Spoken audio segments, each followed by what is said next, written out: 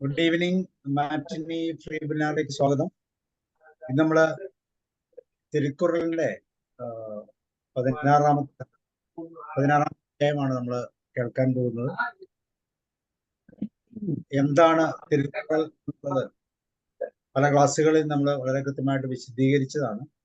അതുകൊണ്ട് തന്നെ തിരുക്കുറളിലുള്ള ആ ചുരുളുകൾ അല്ലെങ്കിൽ ആ ഈരടികൾ എത്രമാത്രം നമ്മുടെ ജീവിതത്തെ സ്വാധീനിക്കുന്നു എന്ന് വളരെ കൃത്യമായി നമ്മൾ മനസ്സിലാക്കിയിട്ടുണ്ട്.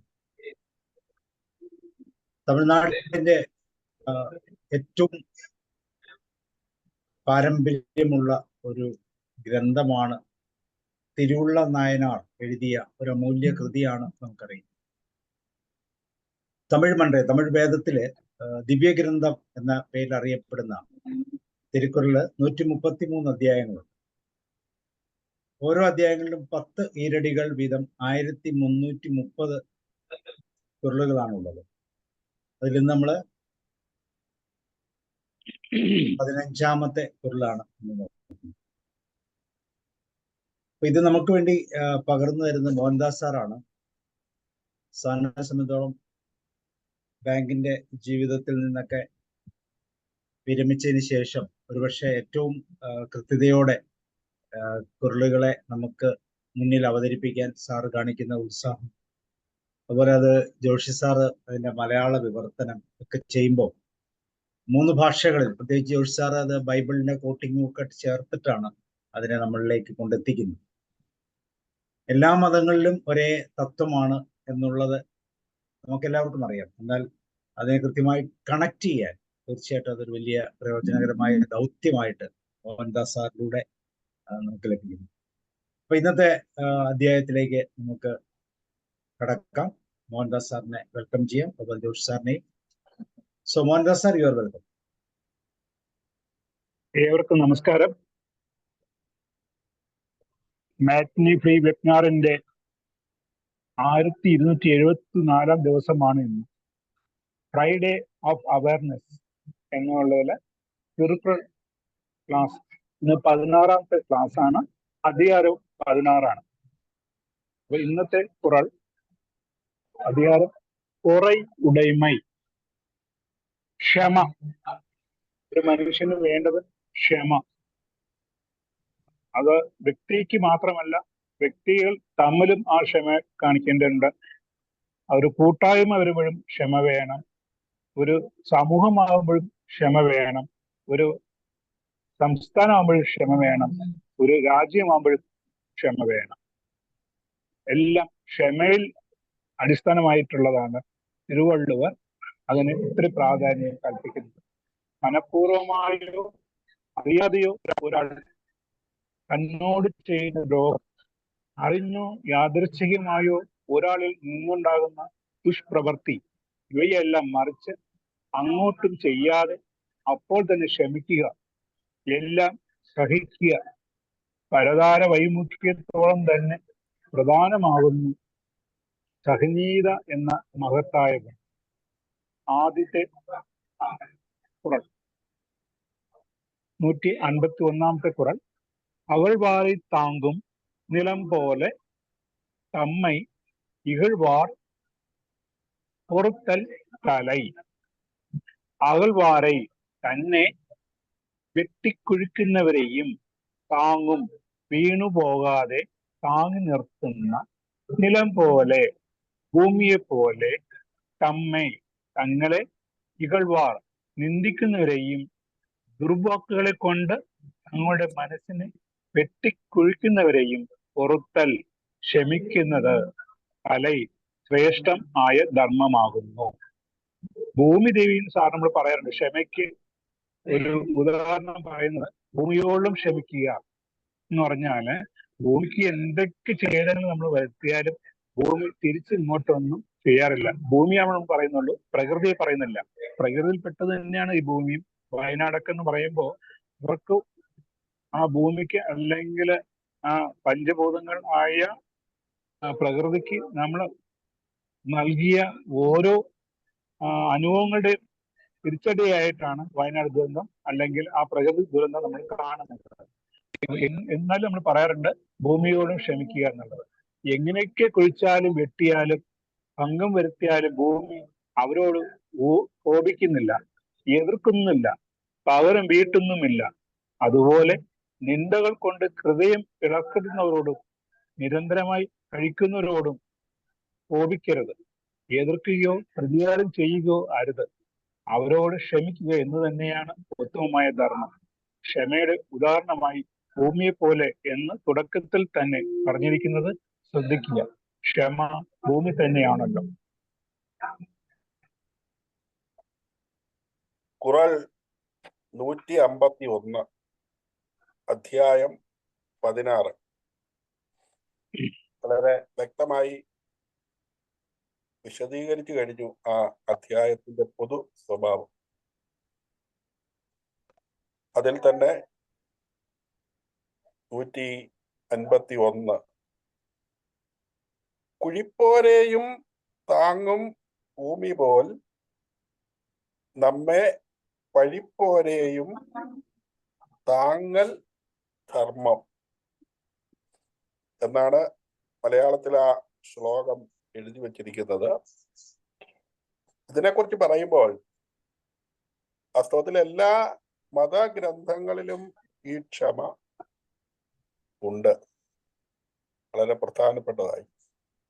എനിക്ക് എല്ലാ മതഗ്രന്ഥങ്ങളെ കുറിച്ചും പറയാനുള്ള അറിവില്ലാത്തത് കൊണ്ട് അല്പജ്ഞാനമുള്ളത് ബൈബിൾ സംബന്ധമായിട്ടുള്ളതായകയാൽ ഞാൻ ഇതുമായിട്ട് ബന്ധപ്പെട്ട ചില വചനങ്ങൾ കൂടെ ചേർത്താണ് ഇത് അവതരിപ്പിക്കുന്നത്. അതിൽ തന്നെ പൊതുവായി പറയുമ്പോൾ, ഈ അധ്യായത്തെ കുറിച്ച് പറയുമ്പോൾ, ബൈബിൾ ക്രിസ്ത്യാനിയുടെ മതഗ്രന്ഥമാണ്.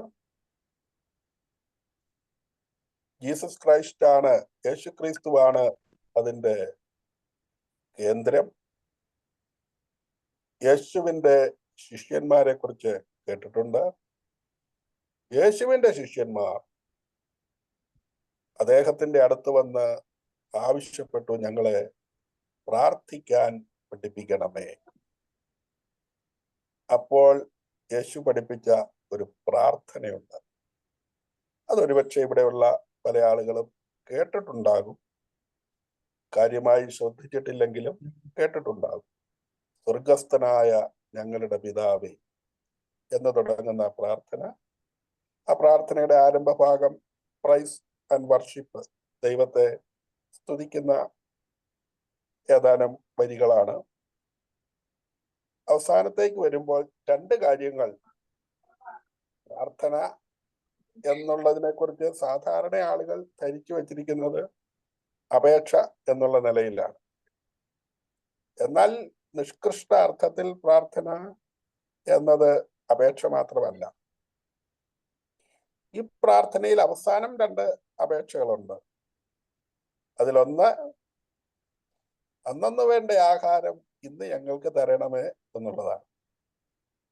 ഇന്നത്തേക്കുള്ളതാണ് ചോദിക്കുന്നത്. അടുത്ത 4-5 തലമുറയ്ക്കുള്ളത് അല്ല, ഇന്നത്തേക്കുള്ളത്.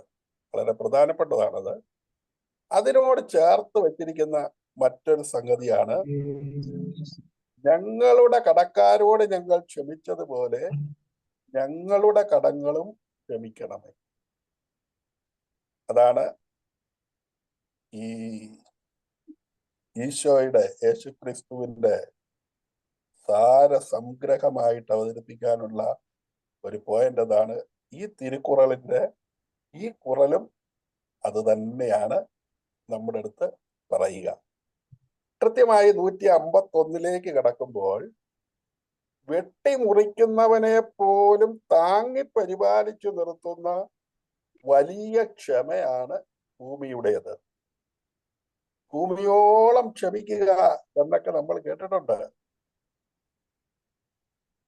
പല ആളുകൾക്കും ഇന്നില്ലാതെ പോകുന്നതും പല അപകടങ്ങളിലേക്ക് എത്തുന്നതും ഈ ക്ഷമയില്ലായ്മയാണ്.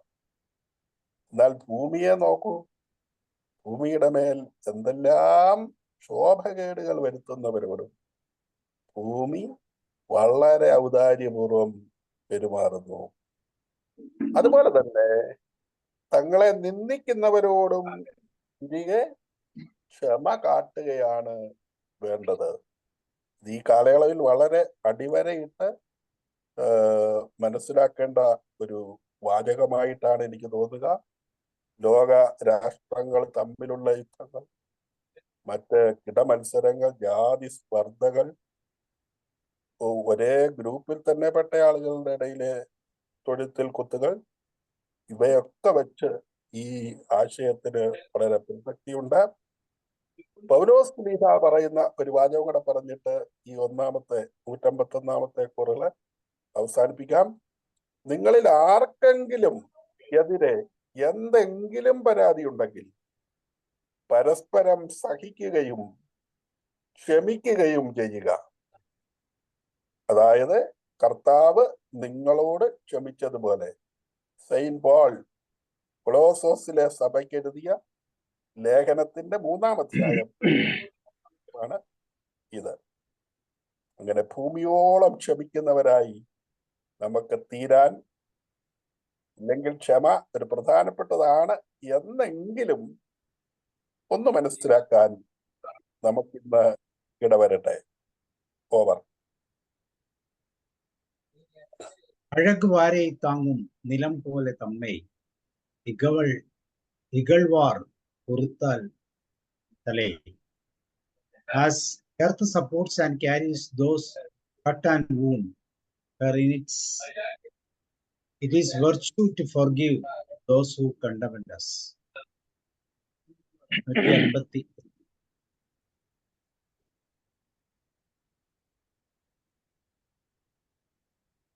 குறள் 152.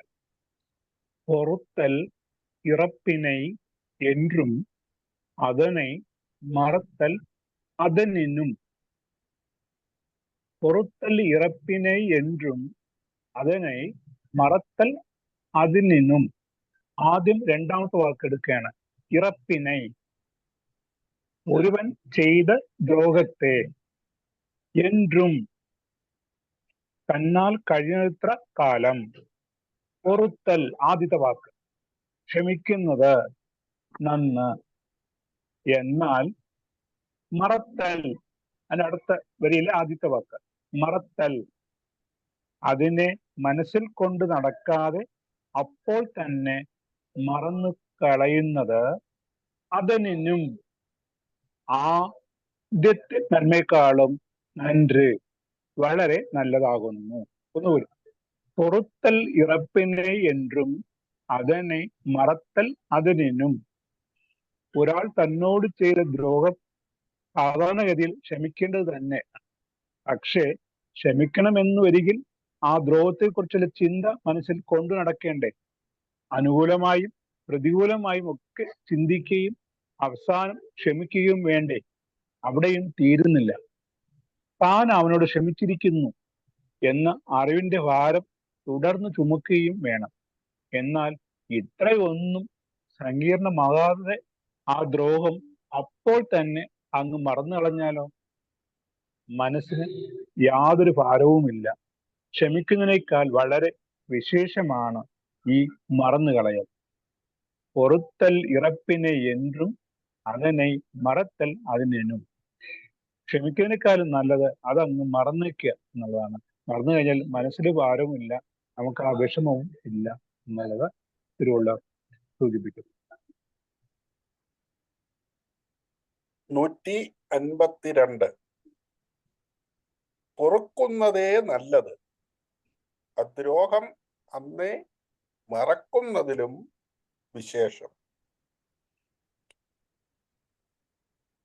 ഒരാൾ അതിരുകടന്നു ചെയ്യുന്ന ദ്രോഹം പോലും ക്ഷമിക്കുക.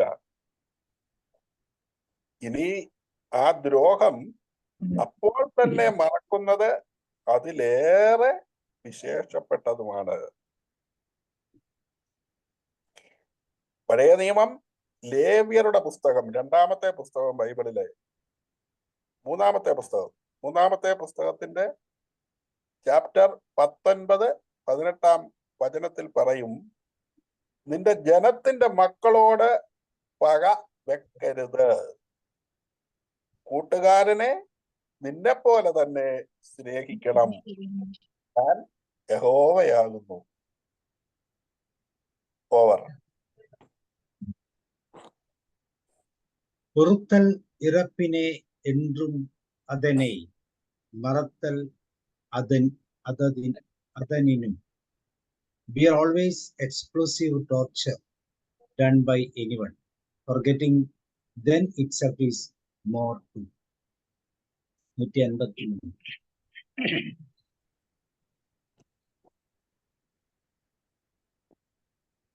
குறள் 153. இன்மையுள் இன்மை விருந்து ഒരാൾ വന്മയിൽ ഇടവാ നടവാർ പൊറൈ. അവിടെ പ്രാസം നന്നായിട്ട് വരുന്നുണ്ട്.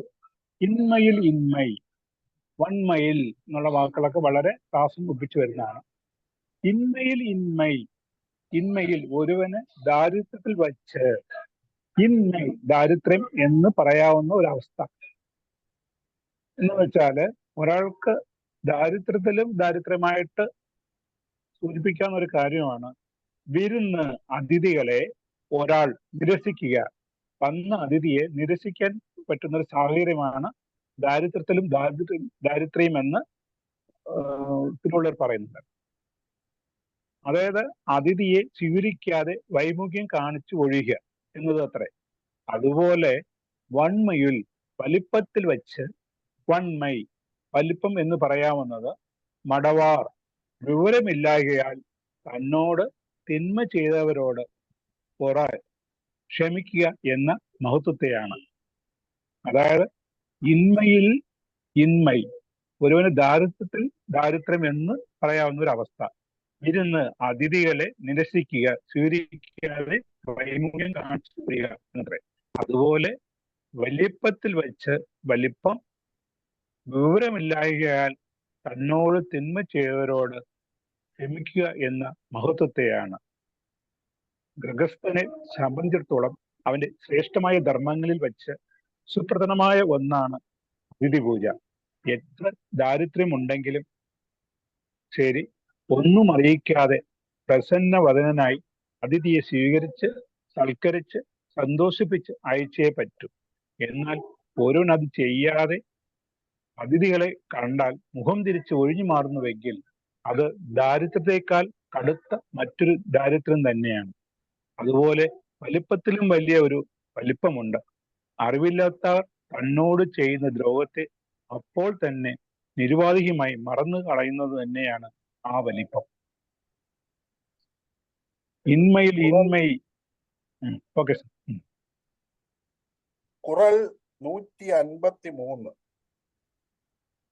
വറുതിക്ക് വറുതി വിരുന്നൊഴിയ ലഞ്ചരുടു പൊറുമയോ വന്മയ്ക്ക വന്മ. ദാരിദ്ര്യത്തിലും അതിഥികളെ അവഗണിക്കരുത്. ശക്തിയില്ലാത്തവരോട് ഔദാര്യവും ദയയും കാട്ടണം. അറിവില്ലാത്തവരുടെ ദ്രോഹം ക്ഷമിക്കണം. സാധാരണ നിലയിൽ ആളുകൾക്ക് ബുദ്ധിമുട്ട് എന്ന് തോന്നുന്ന കാര്യങ്ങളെയാണ് ഇവിടെ തിരുവള്ളുവർ വളരെ കൃത്യമായി ഓർമ്മയിൽപ്പെടുത്തുക. ഇത് വേദപുസ്തകവുമായി ഒന്ന് ബന്ധിപ്പിക്കുമ്പോൾ പൗലോസ്ലീഹ തന്നെ കൊറിന്തോസുകാർക്ക് എഴുതിയ ലേഖനത്തിന്റെ 13-ാം അധ്യായം 4-5 വാക്യങ്ങളിൽ പറയുന്നുണ്ട്, വിരോധം വച്ചുകൊണ്ടിരിക്കാതെയും നമ്മൾ അനുഭവിച്ച വേദനയ്ക്കും നഷ്ടത്തിനും പരിഹാരം ചെയ്യണമെന്ന് പ്രതീക്ഷിക്കാതെയും അത് പൂർണ്ണമായും വിട്ടുകളയുന്നതിനെയാണ് ക്ഷമിക്കുക എന്നതുകൊണ്ട് അർത്ഥമാക്കുന്നത്. നിസ്വാർത്ഥ സ്നേഹമാണ് യഥാർത്ഥ ക്ഷമയുടെ അടിസ്ഥാനമെന്ന് ബൈബിൾ പഠിപ്പിക്കുന്നു. കാരണം സ്നേഹം ദ്രോഹങ്ങളുടെ കണക്ക് സൂക്ഷിക്കുന്നില്ല. ഓവർ. ഇന്മൈ വിരുന്ന് ഒരാൾ വന്മയുൾ ഇടവ മടവാർ ഓറെ. Ignoring gust is extreme poverty. Extreme strength is extending torments from the ignorant. 84. വളരെ ലഘുവായിട്ട് പറയുകയാണ്. നിറൈ ഉടൈമൈ നീങ്കാമൈ വേണ്ടീൻ പുറയുടൈമൈ പോറ്റി ഒഴുകപ്പെടും. നിറയുടൈമൈ, ഒരുവൻ ഐശ്വര്യ സമൃദ്ധികളെ കൊണ്ട് നിറവുറ്റവനായി ജീവിക്കണമെങ്കിൽ അവൻ പുറയുടമൈ, ക്ഷമാശീലത്തെ പോറ്റി അഴിയാതെ കാത്ത് ഒഴുകപ്പെടും ജീവിക്കേണ്ടതാകുന്നു. വളരെ ലഘുവായിട്ട് പറയാണ്. അവന് ഐശ്വര്യപൂർണമായ സമൃദ്ധിയുള്ള ഒരു ജീവിതം വേണമെന്നുണ്ടെങ്കിൽ അവൻ എന്ത് ചെയ്യണം? ക്ഷമശീലത്തെ കാത്ത് ജീവിക്കേണ്ടതാകുന്നു. ഒരുവന്റെ ഐശ്വര്യത്തിന് ഏതൊരു കുറവും വരാതിരിക്കണമെങ്കിൽ അവൻ ക്ഷമ എന്ന സദ്ഗുണത്തെ കാത്ത് രക്ഷിക്കുക തന്നെ വേണം. ക്ഷമക്കേടുള്ളവർക്ക് അധപതനമേ ഉണ്ടാകും. നിറയുടൈമൈ നീങ്കാമൈ വേണ്ടി പുറയുടൈമൈ പോറ്റി ഒഴുകപ്പെടും.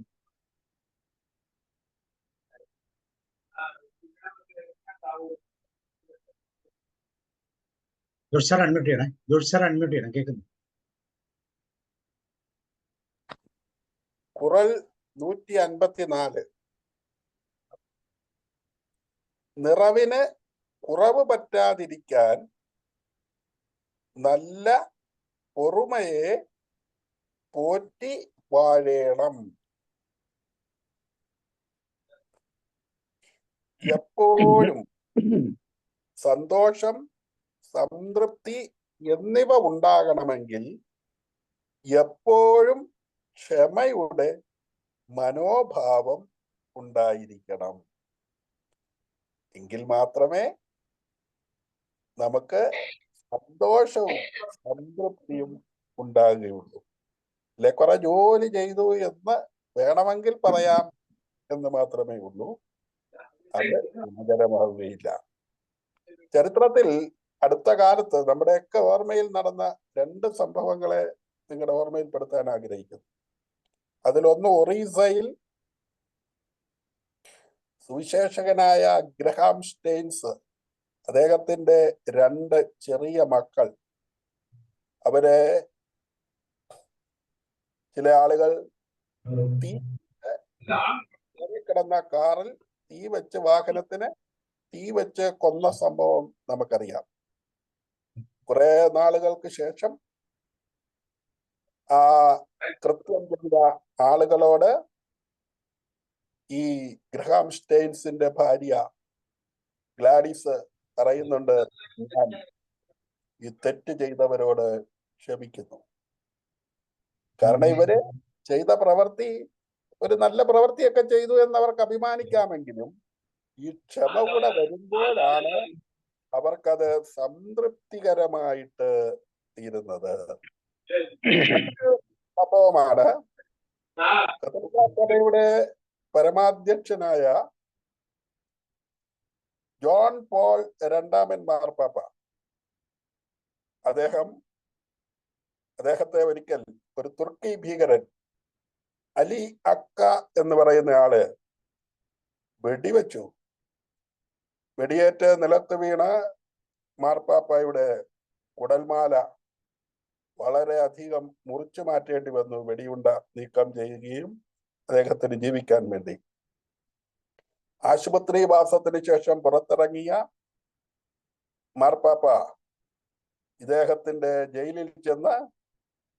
പാർപ്പിച്ച ജയിലിൽ ചെന്ന് അദ്ദേഹത്തോട് പറഞ്ഞു, നിന്നോട് നിരുപാധികം ക്ഷമിച്ചിരിക്കുന്നു. ഇതൊക്കെ വളരെ പ്രധാനപ്പെട്ട സംഗതികളാണ്. മാർപ്പാപ്പയ്ക്ക് വേണമെങ്കിൽ ഞാൻ മാർപ്പാപ്പയായി ഒരുപാട് കാര്യം ചെയ്തു എന്ന് പറഞ്ഞു വേണമെങ്കിൽ ആശ്വസിക്കാം. എന്നാൽ അതിനേക്കാളൊക്കെ സംതൃപ്തിയും സന്തോഷവും പ്രദാനം ചെയ്തത് ചെയ്യുന്നത് ഒരുപക്ഷെ ഈ ക്ഷമ നൽകിയതിലൂടെയാണ്. നമ്മൾ സാധാരണ കേട്ടിട്ടുണ്ടല്ലോ, ക്ഷമ ആട്ടിൻ സൂപ്പിനേക്കാൾ മഹത്തരം. ഓവർ. நிறை உடைமை நீங்காமை வேண்டின் குறை உடைமை போற்றி ஒழுகப்படும். If you want permanent satisfaction, preserve forgiveness. 155. Mohandas സാറെ അൺമ്യൂട്ട് ചെയ്യണേ.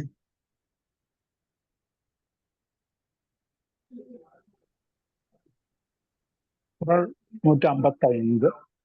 பொறுத்தாரை ஒன்றாக வையாரே வைப்பர், பொறுத்தாரை ഒപ്പാൻ പോർ പൊതിന്ത്.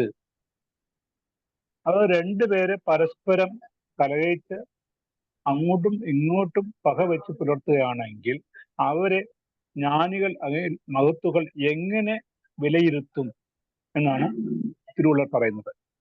പൊറുത്താരൈ, അന്യനൊരുവൻ തനിക്ക് ദ്രോഹം ചെയ്യുമ്പോൾ അവനോട് ക്ഷമിക്കാതെ പ്രതികാരം ചെയ്യുന്നവരെ മഹത്തുക്കൾ എന്താ പറയുന്നത്? ഒൻറാകെ, ഒരേ അളവിൽ കരുതും. എന്ന് വെച്ചാൽ രണ്ടു കൂട്ടരും അങ്ങോട്ടും ഇങ്ങോട്ടും ദ്രോഹം തന്നെയാണല്ലോ ചെയ്യുന്നത്, ആരും ഭേദമല്ല. എന്നാൽ പൊറുത്താരെ, ആ ദ്രോഹത്തെ ക്ഷമിച്ചവരെ, അതായത് ക്ഷമാശീലരെ അവർ പൊൻപോർ പൊതിന്ത്, പൊന്നിനെ പോലെ സംരക്ഷിച്ച് വയ്ക്കും. അതായത് ക്ഷമയുള്ളവരെ പോറ്റി പുകഴ്ത്തുകയും മറ്റുള്ളവരെ അവഗണിക്കുകയും ചെയ്യും മഹത്തുക്കൾ. പൊറുത്താരെ ഒൻറാക വയ്യാരെ வைப்ப, பொறுத்தாரை ஒப்பான் போர் பொதிந்து. കുറൾ 155. തിന്മയ്ക്ക് തിന്മ സമമല്ലതു, പൊറുപ്പോരെ പൊന്നുപോൽ പൊതിയുന്നു നല്ലോ.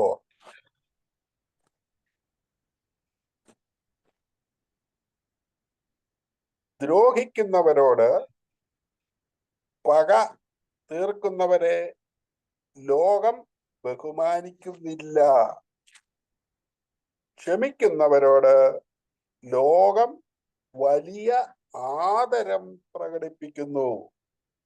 അവരെ ലോകം പൊന്നുപോലെ കാണുന്നു, അല്ലെങ്കിൽ നോക്കുന്നു. നിത്യജീവിതത്തിൽ പലതും നമുക്ക് വേണമെങ്കിൽ കൂട്ടിച്ചേർത്ത് ഓരോരുത്തർക്കും കാണാം. ക്ഷമിക്കുന്നവരോട് തന്നെയാണ് എല്ലാവർക്കും പ്രത്യേകമായ സ്നേഹമുള്ളത്. വിശുദ്ധ ലൂക്കോസിന്റെ സുവിശേഷം 23-24 യേശു ഇങ്ങനെ പ്രാർത്ഥിച്ചു പറയുന്ന ഒരു വാചകം ഇതാണ്: പിതാവേ, ഇവരോട് ക്ഷമിക്കണമേ, ഇവർ ചെയ്യുന്നത് എന്തെന്ന് ഇവർ അറിയുന്നില്ലല്ലോ. ഇത് കുരിശിൽ കിടന്നുകൊണ്ടാണ് പറയുന്നത്. തന്നെ ക്രൂശിച്ചവരെ ഓർത്തുകൊണ്ട് പിതാവായ ദൈവത്തോട് പറയുകയാണ്, പിതാവേ, ഇവരോട് ക്ഷമിക്കണമേ. അങ്ങനെ പറയുന്നവരെയൊക്കെയാണ് ലോകം ആദരിക്കുക. Over.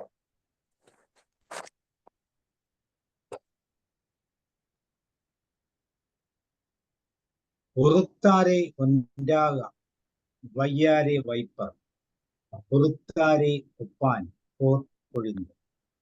World won't honor those avenge offenders, but treasures those who forgive.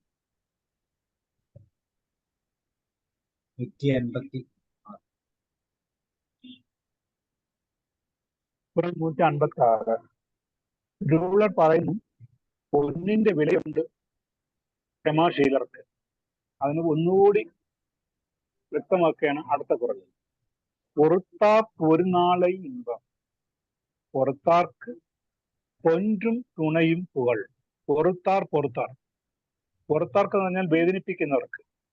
പുറത്താർക്ക് തനിക്ക് ദ്രോഹം ചെയ്തവനോട് പ്രതികാരം ചെയ്യുന്നവന് ഒരു നാളെ ഒരൊറ്റ ദിവസത്തെ ഇൻപം സംതൃപ്തി മാത്രമേ ഉള്ളൂ.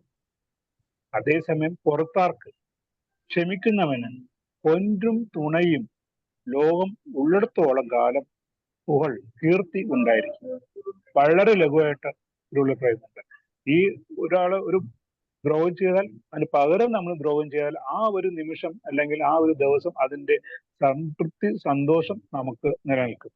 പക്ഷേ അവന് ക്ഷമിച്ചു അത് കളയുകയാണെങ്കിൽ ആ ലോകം ഉള്ളിടത്തോളം കാലം അവന് കീർത്തി ഉണ്ടായിരിക്കും.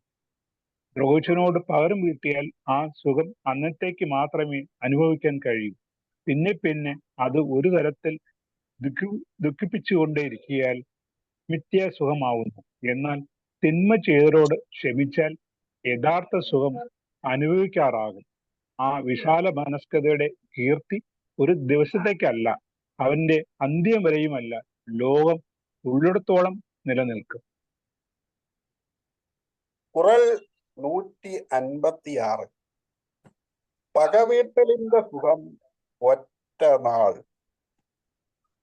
പൊറുമയുടെ പുകഴ് ലോകം ഉള്ളിടത്തോളം കാലം. ദ്രോഹിക്കുന്നവരോട് പക തീർക്കുന്നവർക്ക് ഒരു നേരം അല്ലെങ്കിൽ ഏറിയാൽ ആ ദിവസം മാത്രം സന്തോഷം. ദ്രോഹിക്കുന്നവരോട് തിരികെ ക്ഷമ കാട്ടുന്നവർക്ക് ജീവിതാന്ത്യം വരെയും സമാധാനം ലഭിക്കുന്നു. സുവിശേഷം ഗോസ്പൽ മാത്യു ചാപ്റ്റർ 5 വേർഡ് 7. കരുണയുള്ളവർ ഭാഗ്യവാന്മാർ, എന്തുകൊണ്ടെന്നാൽ അവർക്ക് കരുണ ലഭിക്കും. മലയിലെ പ്രസംഗം വളരെ പ്രസിദ്ധമായ അഷ്ടഭാഗ്യങ്ങളിൽ ഒന്നാണിത്. കരുണയുള്ളവർ ഭാഗ്യവാന്മാർ, എന്തുകൊണ്ടെന്നാൽ അവർക്ക് കരുണ ലഭിക്കും ജീവിതാന്ത്യം വരെയും. എന്നാൽ ദ്രോഹിക്കുന്നവരോട് പക തീർക്കുന്നവർക്കോ അപ്പോൾ മാത്രം എന്തെങ്കിലും ഒരു പ്ലഷർ. ക്ഷമ കാട്ടുന്നവർക്ക് ജീവിതാന്ത്യം വരെയും സമാധാനം. ഓവർ. பொறுத்தார்க்கு ஒரு நாளை இன்பம், பெருத்தார்க்கு பெண்டும் துணை புகழ். Those who retaliate are happy just for one day. Those forgive are famed unto world's end. 157. பிறன் அல்ல கற்பிறர் செய்யினும் நோ நொந்தரன் அல்ல செய்யாமை நன்று. திறன் அல்ல, ചെയ്തുകൂടാത്ത കാര്യങ്ങളെ തന്റെ നേർക്ക് പിറർ അന്യന്മാർ ചെയ്യിനും ചെയ്താൽ പോലും നോ അവർക്ക് അതുകൊണ്ടുണ്ടാവുന്ന പാപത്തിൽ നൊന്ത് സഹതപിച്ച് കഴിയുക. അപ്പോഴും താൻ അങ്ങോട്ട് അറനല്ല ധർമ്മമല്ലാത്തവ ചെയ്യാമേ ചെയ്യാതിരിക്കുന്നത് നன்று നല്ലത്. അതാണ് ധർമ്മം. திறன் அல்ல கற்பிறர் செய்யினும் நோ நொந்து അറൻ അല്ല ചെയ്യാമേ നன்று. ചെയ്തു കൊടുത്ത ദ്രോഹങ്ങൾ ഇങ്ങോട്ട് ചെയ്തവരിൽ പോലും സഹതപിക്ക് അല്ലാതെ അങ്ങോട്ട് പകരം വീട്ടാതിരുന്നത് തന്നെയാണ് ഉത്തമം. കുറൽ 157. കൊടുമയെ സഹതപിക്കാം, അതിന് കഠിനതകൾ ചെയ്യായിക ധർമ്മം.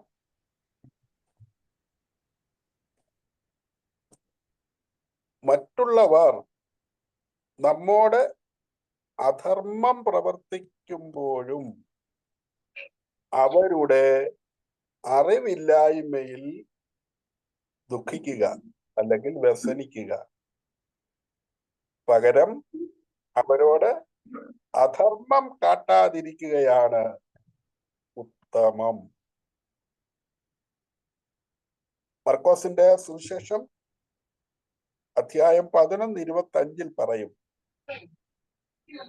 നിന്നോട് ആർക്കെങ്കിലും വിരോധമുണ്ടെന്ന് തോന്നിയാൽ ബലിവസ്തു അവിടെ വെച്ചതിന് ശേഷം പോയി രമ്യപ്പെടുക. പലപ്പോഴും ഭക്തരായ ആളുകളെ സംബന്ധിച്ചിടത്തോളം കുറെ ഭക്തകൃത്യങ്ങൾ നിർവഹിക്കുന്നതിലാണ് താല്പര്യം.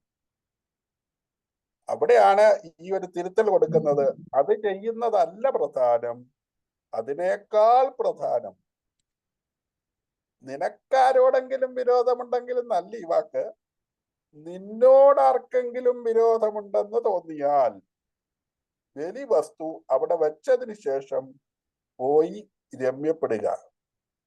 യഥാർത്ഥത്തിൽ ഇത് പാലിക്കാൻ പോയാൽ പലപ്പോഴും നമുക്ക് ഇത്തരം പ്രവർത്തികൾ ചെയ്യാൻ പറ്റത്തില്ല. കാരണം നമുക്ക് പലപ്പോഴും പരാതി കൊണ്ട് എന്നോട് അവർക്കൊക്കെ പിണക്കമാണെന്ന് തോന്നുന്നു. അങ്ങനെ മനസ്സിൽ തോന്നിയാൽ അപ്പോൾ ബലിവസ്തു അവിടെ വെക്കുക, പോയി രമ്യപ്പെടുക. ഇതാണ് ജീസസിന് തൻ്റെ അനുയായികളോട് പറയാനുള്ളത്. ആളുകൾ ചെയ്യുന്നുണ്ടോ എന്നുള്ളത് മറ്റൊരു കാര്യമാണ്. പക്ഷെ അതാണ് മഹാസന്ദേശം. അതാണ് ഇവിടെ കുറളും പറയുന്നത്. മറ്റുള്ളവർ നമ്മോട് അധർമ്മം പ്രവർത്തിക്കുമ്പോഴും അവരുടെ അറിവില്ലായ്മയിൽ നാം വ്യസനിക്കുക, അവരോട് അധർമ്മം കാട്ടാതിരിക്കുകയാണ് ഉത്തമം. ഓവർ.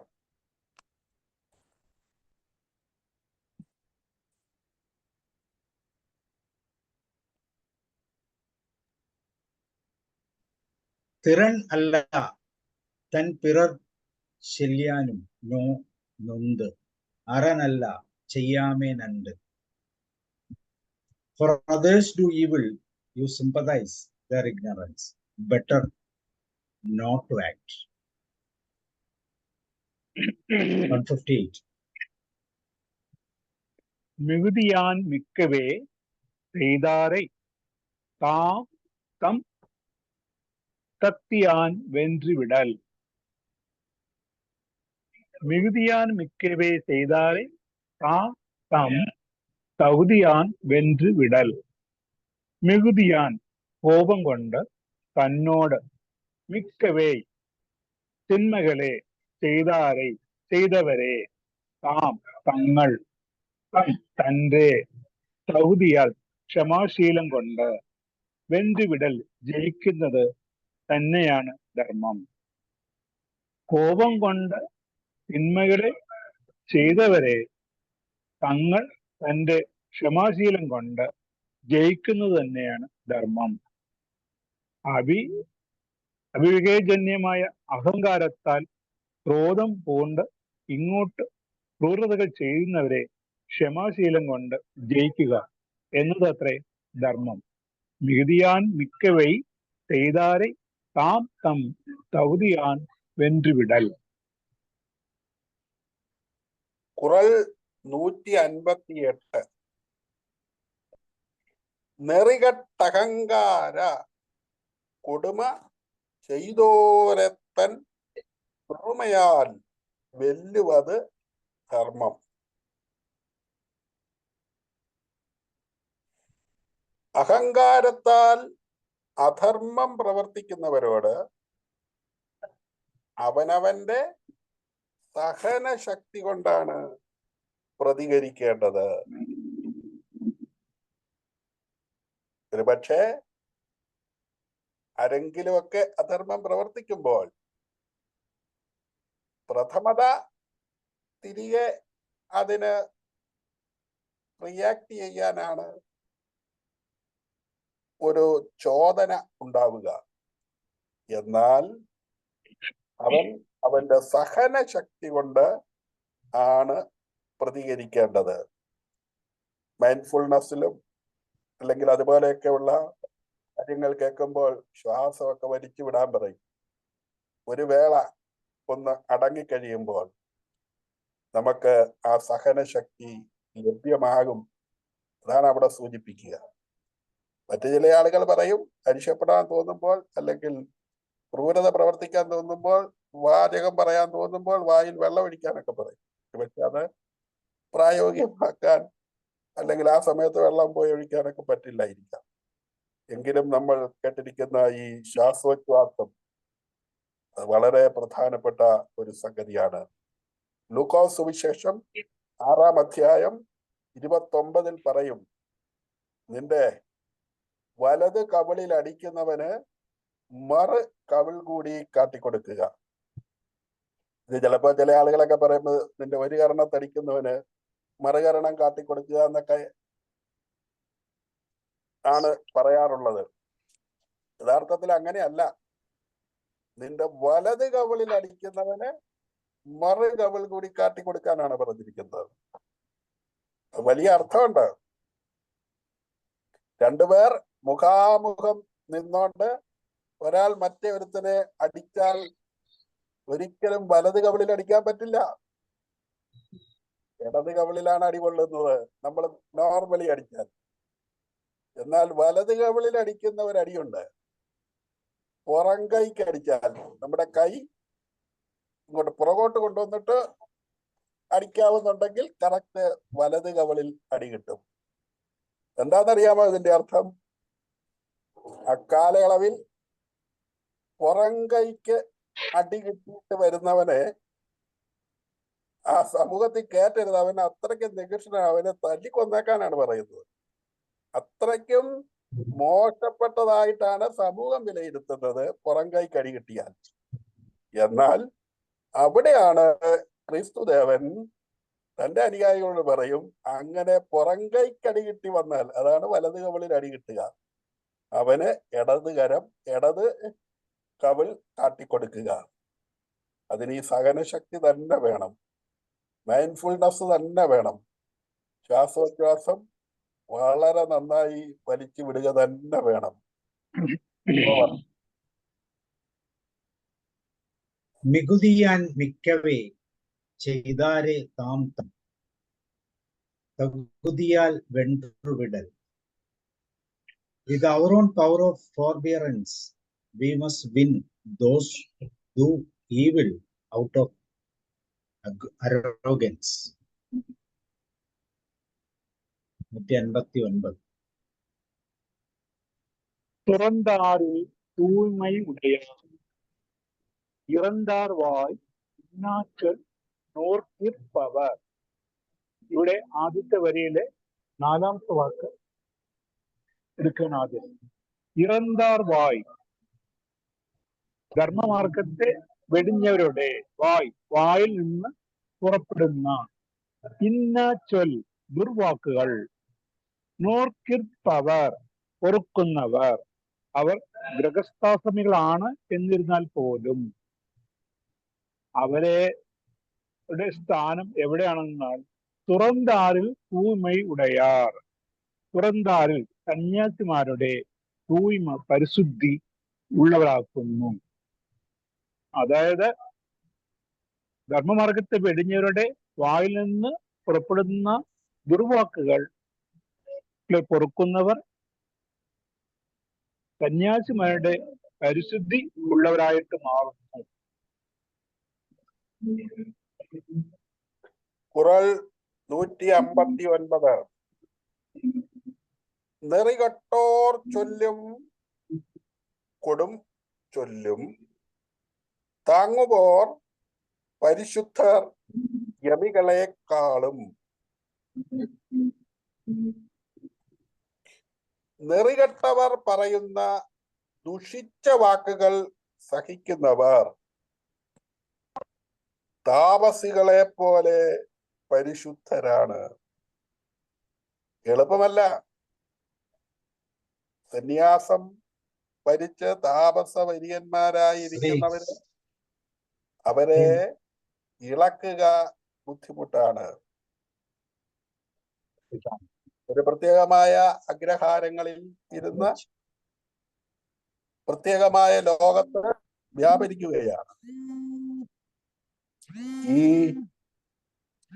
ആളുകളെ പോലെ പരിശുദ്ധരാകും.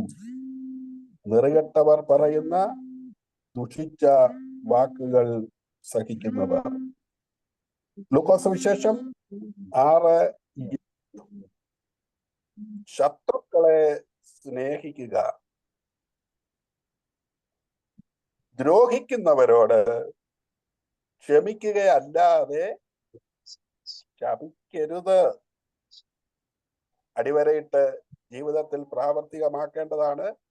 നെറികെട്ടവർ പറയുന്ന ദുഷിച്ച വാക്കുകൾ സഹിക്കുന്നവർ താപസികളെ പോലെ പരിശുദ്ധരാണ്. നമുക്ക് പരിശ്രമിക്കാം അതിനു വേണ്ടി. ഓവർ. துறந்தாரில் தூய்மை உடையார் இறந்தார், வாய் இன்னா shall not be power. They are pure as saints who tolerate bad words uttered by the uncouth. 160.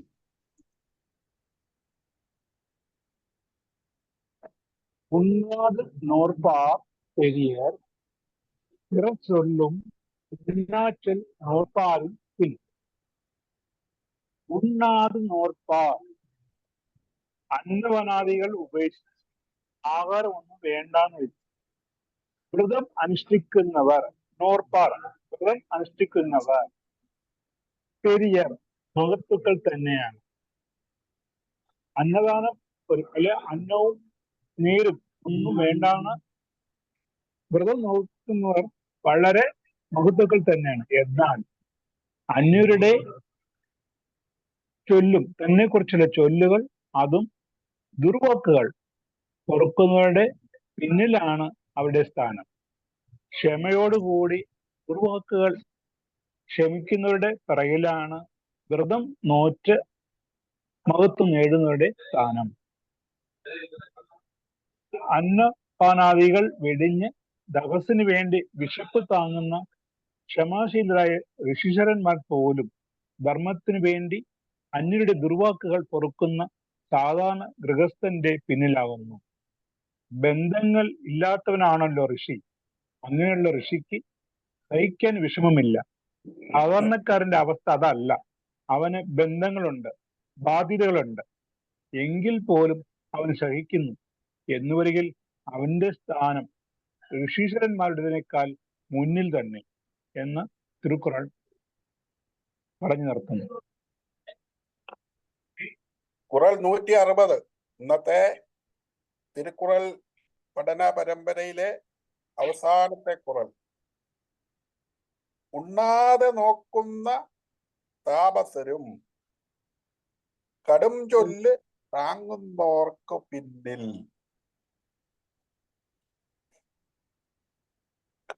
ഭക്ഷണം ഉപേക്ഷിച്ച് ത്യാഗം അനുഷ്ഠിക്കുന്നവർ മറ്റുള്ളവരുടെ ദുഷിച്ച വാക്കുകൾ സഹിച്ച് ജീവിക്കുന്നവരെക്കാൾ പിന്നിലേ വരൂ. എല്ലാ മതങ്ങളിലും നോമ്പും ഉപവാസവുമുണ്ട്. പകൽക്കാലം മുഴുവൻ ഭക്ഷണം കഴിക്കാത്ത ഉപവാസവും നോമ്പുണ്ട്. ചില ഭക്ഷണ പദാർത്ഥങ്ങൾ വർജിക്കുന്ന ആളുകൾ ദിവസങ്ങളോളം ഉള്ളതുണ്ട്. അത് നമ്മളുടെ ഹിന്ദു, ക്രൈസ്തവ, മുസ്ലിം എല്ലാ മതങ്ങളിലും മറ്റു മതങ്ങളിലും എല്ലാം ഈ നോമ്പും ഉപവാസവും ഉണ്ട്. അതിന് വളരെ മഹത്വമുണ്ട്, നന്മയുണ്ട്. അതുകൊണ്ടാണല്ലോ എല്ലാവരും അത് അനുഷ്ഠിക്കുന്നത്. എന്നാൽ ഇവിടെ ഖുറാനിൽ പറയുകയാണ്, ഭക്ഷണം ഉപേക്ഷിച്ച് ത്യാഗം അനുഷ്ഠിക്കുന്നവർ നല്ല കാര്യം തന്നെ ചെയ്യുന്നു. എന്നാൽ മറ്റുള്ളവരുടെ ദുഷിച്ച വാക്കുകൾ സഹിച്ച് ജീവിക്കുന്നവരെക്കാൾ പിന്നിലേ അതിന്റെ ഗ്രേഡ് ഉള്ളൂ. ഒരുപക്ഷെ വീട്ടിലാകാം, നാട്ടിലാകാം, ജോലി സ്ഥലത്താകാം, മറ്റ് ഇടങ്ങളിലൊക്കെ ആകാം. മറ്റുള്ളവരുടെ കുത്തുവാക്കും മറ്റുള്ളവരുടെ ദ്രോഹങ്ങളും ഒക്കെ സഹിച്ച് ജീവിക്കുന്ന ആളുകളുണ്ട്.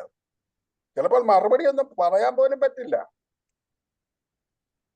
അപ്പോൾ ഓർക്കുക, നമുക്ക് പറയാനൊന്നും പറ്റിയില്ലെങ്കിലും നമ്മൾ ചെയ്യുന്ന വലിയ നോമ്പ് ഉപവാസ പ്രവൃത്തികളെക്കാൾ നമ്മുടെ ജീവിതത്തിൽ ഇങ്ങനെ വന്ന് ഭവിക്കുന്ന ഈ കാര്യത്തെ ക്ഷമിക്കുമ്പോൾ അത് മഹത്വമുള്ളതാണെന്ന് മനസ്സിലാക്കണമെന്നാണ് തിരുവള്ളുവർ നമ്മളെ പഠിപ്പിക്കുക. ഞാന് 2 കോട്ട് കഴിഞ്ഞ ദിവസങ്ങളിൽ വാട്സപ്പിൽ വന്നതാണ് ഇതിന് ഒരു കൂട്ടിച്ചേർക്കാൻ ആഗ്രഹിക്കുന്നത്. ആദ്യം ക്ഷമ ചോദിക്കുന്നവൻ ഏറ്റവും ധീരനാണ്. ആദ്യം ക്ഷമിക്കുന്നവൻ ഏറ്റവും ശക്തനാണ്. ആദ്യം മറക്കുന്നവൻ ഏറെ സന്തോഷവാനുമാണ്. മറ്റൊരു വാട്സപ്പ് മെസ്സേജാണ്, ക്ഷമിക്കുക എന്നുള്ളത് എല്ലാവർക്കും സാധ്യമല്ല. എന്നാൽ ക്ഷമ ശീലമാക്കിയവർക്ക് എവിടെയും വിജയം സുനിശ്ചിതമാണെന്ന് മറക്കാതിരിക്കാം. സ്നേഹമാണ് അഖിലസാര മൂഴിയിൽ എന്നാശാൻ പാടി. സ്നേഹം സർവോത്കൃഷ്ടം എന്ന് പൗലോസ് ലേഖനത്തിലും പറയും. ഇന്നത്തെ ഈ കുറളുകളെല്ലാം നമ്മുടെ ജീവിതത്തിന്റെ പ്രായോഗികതയിലേക്ക്, ഇത് ഒരു തത്വമായിട്ട് ആശയമായിട്ട് തലയിൽ കയറ്റി വെക്കാനുള്ള ഒന്ന് മാത്രമല്ല, നിത്യജീവിതത്തിൽ പാലിക്കപ്പെടേണ്ടതാണ്.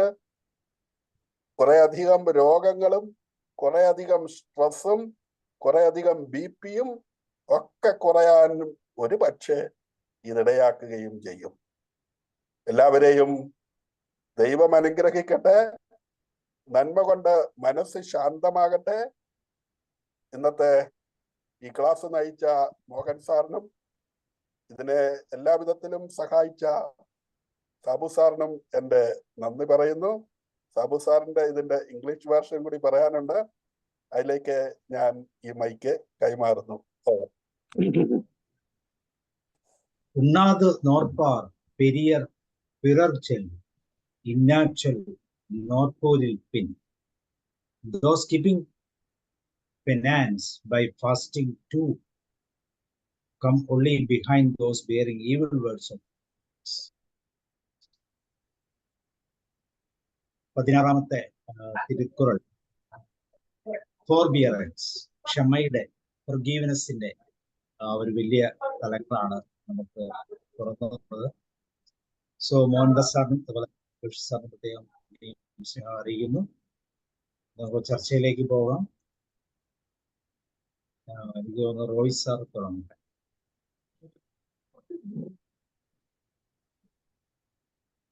ഇന്നത്തെ തിരുക്കുറളിൽ ക്ഷമിക്കാൻ കഴിയുക എന്ന് പറയുന്ന കാര്യത്തിന്റെ ഇമ്പോർട്ടൻസും അതുകൊണ്ടുള്ള നേട്ടങ്ങളുമാണ് പറഞ്ഞത്. എനിക്ക് മനസ്സിലായത് ഏതായാലും ക്ഷമാശീലം എന്ന് പറയുന്നത് ഒരു വലിയ അനുഗ്രഹമായി കൊണ്ടെടുക്കാൻ പറ്റുന്നതാണ്. അത് തന്നെയല്ല, അതിനകത്ത് പ്രത്യേകം പറയുന്നുണ്ട്, ഒരുത്തൻ ദ്രോഹം ചെയ്യുന്ന കൊണ്ട് നടക്കുമ്പോൾ അപ്പോൾ തന്നെ മറക്കുന്നത്, മനസ്സിൽ കൊണ്ടു നടക്കാതെ അത് അപ്പോൾ തന്നെ മറക്കുന്നതാണ് ഏറ്റവും നല്ലത്. അതല്ലാതെ കൊണ്ടു നടക്കുമ്പോഴാണ് കൂടുതൽ ബുദ്ധിമുട്ടുണ്ടാകുന്നത് എന്നൊക്കെ പറയുന്നത് വളരെ നമ്മൾ ശ്രദ്ധിച്ചാൽ വളരെ ഭംഗിയായി നമുക്കത് മനസ്സിലാക്കാൻ കഴിയുന്ന ഒരു കാര്യമാണ്. ഏതായാലും തിരുക്കുറളും അതിൻ്റെ അർത്ഥവ്യാപ്തിയും എല്ലാം മോഹൻദാസ് നായനാർ സാറും ജോഷി സാറും കൂടെ പറയുമ്പോൾ അത് പഠിക്കാതെ തന്നെ മനസ്സിൽ തട്ടുന്ന രീതിയിലുള്ള ആശയങ്ങൾ പ്രദാനം ചെയ്തു. ഏതായാലും നമ്മൾ ഇംഗ്ലീഷിൽ അതിൻ്റെ ട്രാൻസ്ലേഷൻ കേൾക്കുമ്പോൾ അതൊരു പുതിയ കൊട്ടേഷനായിട്ട് നമുക്ക് പ്രയോഗിക്കാൻ പറ്റുന്ന ഒരു ഭാഗമായി നമുക്ക് മനസ്സിലാക്കുന്നുണ്ട്. ഏതായാലും ഈ ഉദ്യമത്തിന്റെ ഇന്നത്തെ ദിവസം ക്ഷമാശീലത്തിന്റെ ഗുണങ്ങളും അതിന്റെ പവിത്രതയും അതിന്റെ നേട്ടങ്ങളും വളരെ ഭംഗിയായി വിവരിച്ചിരിക്കുന്നു. Thank you sir. Thank you. Book തന്നിരുന്നു. Okay, thank you sir. വേറെ ആർക്കാ? ജ്യോതികുമാർ സാർ കേൾക്കാമോ? ഗോകുമാർ സാർ, സ്നേഹിത മാം, ഗോകുമാർ സാർ കേൾക്കാമോ?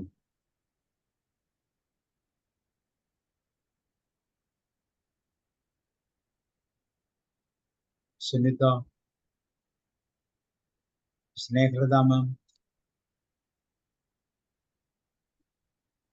ഗോകുമാർ സാർ കേൾക്കാമോ? പിന്നെ ഫാസ്റ്റിങ്ങിനെ കുറിച്ച് അറിഞ്ഞത്, അതായത് മനുഷ്യന് എപ്പോഴും റെസ്റ്റ് ആവശ്യമാണ്. അതുപോലെ തന്നെ ഡൈജസ്റ്റ് സിസ്റ്റത്തിന് റെസ്റ്റ് ആവശ്യമാണ്. ഡൈജസ്റ്റ് സിസ്റ്റത്തിന് കൊടുക്കുന്ന റെസ്റ്റ് ആണ് പിന്നെ ഈ ഫാസ്റ്റിംഗ് അഥവാ ഉപവാസം എന്ന് പറയുന്നത്. ഉപവാസം ചെയ്ത് കഴിഞ്ഞാൽ ഡൈജസ്റ്റ് സിസ്റ്റത്തിന് റെസ്റ്റ് കിട്ടും. അതിനുശേഷം പിറ്റേന്ന് കൂടുതൽ പ്രവർത്തിക്കാനുള്ള ഉത്തേജനം കിട്ടും. അതുകൊണ്ട് ഏറ്റവും നല്ലൊരു കാര്യമാണത്. എല്ലാ മതത്തിലും ചെയ്യുന്ന കാര്യമാണ്, നല്ല കാര്യമാണ്. അത്രയാണ് പറയാനുള്ളത്. നമസ്കാരം, നല്ല class. Okay, thank you sir. Sunitha. Sir thank you. ഞാൻ വളരെ കുറച്ച് കേട്ടുള്ളൂ. കേട്ടതെല്ലാം എനിക്ക് ബൈബിളുമായിട്ട്, ഞാൻ എല്ലാ ദിവസവും ബൈബിൾ വായിക്കുന്ന ആളാണ്. അപ്പൊ എല്ലാം ബൈബിളുമായിട്ട് നല്ല ടച്ച് ഉള്ളതുപോലത്തെ മെസ്സേജാണ് കിട്ടുന്നത്. അപ്പോൾ ക്ഷമിക്കുക, അങ്ങനത്തെയൊക്കെ എല്ലാം. നമ്മുടെ ഓഫീസിലൊക്കെ എപ്പോഴും പാർട്ടിക്കാരുടെ കളിയാണ്. അപ്പൊ എപ്പോഴും നമുക്കൊന്നും പ്രതികരിക്കാൻ പറ്റാത്തൊരവസ്ഥ. സെഷൻ ക്ലർക്ക് ഇല്ലെങ്കിൽ ആ പണിയെല്ലാം ക്ലർക്കുമാരുടെ വേക്കൻസി റിപ്പോർട്ട് ചെയ്യാണ്ട് പണിയൊക്കെ ഇട്ട് തരിക. അതുപോലെ കുറെ പ്രാവശ്യം ഓർഡർ ഇറക്കി അങ്ങോട്ട് തട്ടുക ഇങ്ങോട്ട് തട്ടുക. ഒരു ദിവസം മുഴുവൻ ഓഫീസിൽ ഒപ്പിടാൻ സമ്മതിക്കുക, പുറത്തിരിക്കുക. എന്നുവെച്ചാൽ അവരുടെ യൂണിയൻ, NGO യൂണിയൻ അല്ലെങ്കിൽ ജോയിന്റ് കൗൺസിൽ, ഇതിലൊക്കെ മെമ്പർഷിപ്പ് എടുത്ത് അവർ ചോദിക്കും പൈസ കൊടുത്തില്ലെങ്കിൽ രഹസ്യമായിട്ട് അവർ ഉള്ള കളികളൊക്കെ കളിക്കും. അപ്പോഴൊക്കെ ഞാൻ ശരിക്കും ക്ഷമിക്കുക തന്നെയാണ്. നമുക്ക് വേറെ നിവൃത്തിയില്ല. ജസ്റ്റ് ക്ഷമിക്കുക അല്ലാതെ വേറെ ഒന്നുമില്ല. നമുക്കൊന്നും ഒരു വാക്ക് പറയാനോ ഒന്നും പറ്റാത്തൊരവസ്ഥ. എഡ്യൂക്കേഷൻ ഡിപ്പാർട്ട്മെന്റ്, മറ്റു ഡിപ്പാർട്ട്മെന്റിന്റെ കാര്യങ്ങളൊന്നും എനിക്കറിയില്ല. എൻ്റെ ഓഫീസിന്റെ കാര്യങ്ങളാണ്. ഇപ്പോഴും വേറൊരു സെക്ഷനിൽ ക്ലർക്കില്ല. അപ്പൊ നമ്മുടെ സെക്ഷനിലേക്ക് ആ വർക്ക് കൂടെ ഇട്ട് തരിക. ഒന്നും പറയാണ്ട് മിണ്ടാണ്ടിരുന്ന് ക്ഷമിച്ച് ചെയ്യുക തന്നെ. ഇതാണ് അവസ്ഥ. ഞാൻ ബൈബിൾ വായിക്കുന്ന ആളാണ്. അപ്പൊ ഇന്ന് ക്ലാസ് കേട്ടപ്പോഴൊക്കെ ഞാൻ ഓർക്കുക തന്നെ, ക്ഷമിക്കാൻ പറയുന്ന ബൈബിളിലും അതുപോലെ തന്നെയാണ് തിരുക്കുറലിന്റെ കൂടെയും പറഞ്ഞത്. Thank you. വേറൊന്നും പറയാനില്ല. ജസ്റ്റ് ലാസ്റ്റ് മൂമെന്റ് ഞാൻ ജോയിൻ ചെയ്തത്. Okay, thank U. തീർച്ചയായിട്ടും മഹത്തായ ഒരു ഗ്രന്ഥത്തിന്റെ ഈരടികളാണ്. അപ്പൊ അത് അത്രമാത്രം പവർഫുൾ ആണ്. ജോർജ് സാറിന്റെ ബൈബിളുമായിട്ടുള്ള അതിന്റെ കണക്ടിവിറ്റിയും കൂടി ആകുമ്പോൾ തീർച്ചയായിട്ടും വളരെ പ്രയോജനകരമായി. പക്ഷെ നമുക്ക് രാമായണത്തിൽ നിന്നോ മഹാഭാരതത്തിൽ നിന്നോ ഇതിനോട് ചേർന്നുള്ള വാക്കുകളൊന്ന് കോർഡിനേറ്റ് ചെയ്യാൻ പറ്റുമായിരുന്നെങ്കിൽ കുറച്ചുകൂടെ നന്നായിരുന്നു എന്ന് തോന്നുന്നു. നമുക്ക് അതിനെ കുറിച്ചൊന്ന് ചിന്തിക്കാം, അല്ലെ? അതുപോലെ തന്നെ ഖുറാനിലെ വാക്കുകളും കൂടി ഉണ്ടെങ്കിൽ പക്ഷെ പൂർണ്ണതയിലെത്തും. പക്ഷെ അങ്ങനത്തെ ബുക്കുകൾ എന്തെങ്കിലും കാണുമായിരിക്കും. നമുക്കൊന്ന് സെർച്ച് ചെയ്ത് നോക്കാം. പരസ്പരം അങ്ങോട്ട് സാറേ ഞാനത് എടുക്കുന്നുണ്ട്, ശ്രമിക്കുന്നുണ്ട്. ഖുറാനിൽ നിന്നും മറ്റൊന്നും എടുക്കുന്നുണ്ട്, ബുക്കുകൾ ഞാൻ ശേഖരിക്കുന്നുണ്ട്. എന്നിട്ട് അടുത്തതിലേക്ക് കുറച്ചുകൂടി നന്നായിട്ട് കൊണ്ടുവരാം. ഇത് തിരക്കായി പോയതുകൊണ്ട് മാത്രമേ അടുത്ത ആഴ്ചയില് അസൂയാണ്. അസൂയ പാടില്ല. അസൂയ രാഹിത്യം എന്നാണ് അടുത്ത ചാപ്റ്ററിന്റെ പേര്. അഴുക്കാറാമൈ.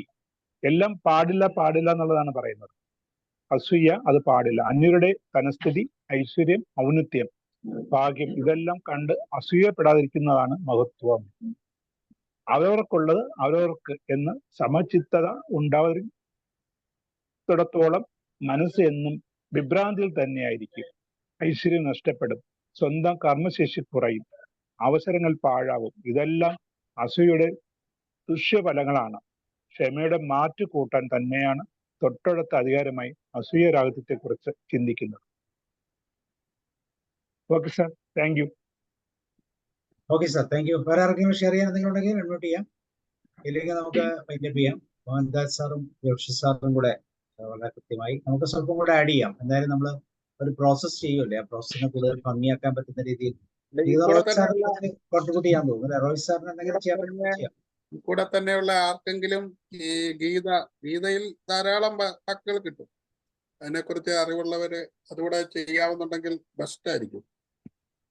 പരിശുദ്ധ ഖുറാനിൽ നിന്നുള്ളതും ആർക്കെങ്കിലും സാധ്യമാണെങ്കിൽ അവർക്കത് ചെയ്യാവുന്നതേ ഉള്ളൂ. അപ്പൊ ഇത് കുറെ കൂടെ നമുക്ക് ഇതിനെ ഒരു ഭംഗിയാക്കി മാറ്റാനായിട്ട്. ഓക്കെ, തീർച്ചയായിട്ടും നമുക്ക് ഒരു ശ്രമം നടത്താം. ഓക്കെ, അപ്പൊ നമുക്ക് അതിന്റെ ചെയ്യാം. Okay, see you sir, Mohandas sir, Jose sir, Roy sir, Gokumar sir, Snehitha ma'am, Sunitha ma'am, Thomas sir, John sir, എല്ലാവർക്കും ഒരിക്കൽ കൂടി നന്ദി. നാളെ നമുക്ക് വീണ്ടും കാണാം 7 മണിക്ക്. യൂട്യൂബ് നാളെ കേൾക്കാം. സുനിത ബാക്കി കേട്ടില്ലെങ്കിൽ യൂട്യൂബ് നോക്കിയാൽ മതി. Okay sir, thank U. Okay, then good night. See you. Bye.